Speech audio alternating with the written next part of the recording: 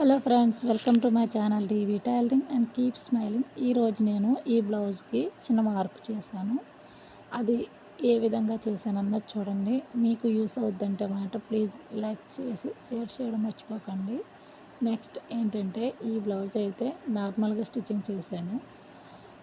Minimum అమ్మాయి medium size వల్ల మనకి బ్లౌజ్ పీసు ఎక్కువ ఇవ్వడం, హ్యాండ్స్కి బార్డర్ కూడా ఎక్కువ ఇచ్చాడు. ఆ బార్డర్ ఏం చేశానంటే బ్యాక్ సైడ్ ఈ విధంగా మోడల్లా వేసాను.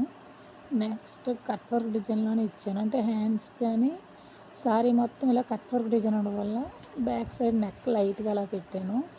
చూస్తున్నారు కదా, అక్కడ చిన్న హుక్స్ లాగా వేసాను అనమాట. చూడడానికి చాలా సింపుల్గా ఉంది. ఫ్రంట్ వేస్తే ఎలాగో మనకు అంత లుక్ రాదు కదా అని ఫ్రంట్ ప్లెయిన్గానే ఓకే చేస్తాను. అస్సలు లేస్ అన్నది నాకు ఎన్ని షాపులు తిరిగినా నాకు కుదరలేదు. ఎందుకంటే ఇది సిల్వరు కాదు, గోల్డ్ కాదు, 2 కలర్ మిక్సింగ్లో ఉన్నాయన్నమాట. అసలు చూసిన నా వల్ల అవ్వలేదు. జాకెట్ అయితే టోటల్ క్లియర్ అయిపోయింది. ఫినిషింగ్ చేస్తాను, ఓవర్లాక్ మొత్తం నీట్ ఫినిషింగ్ ఇచ్చేసాను.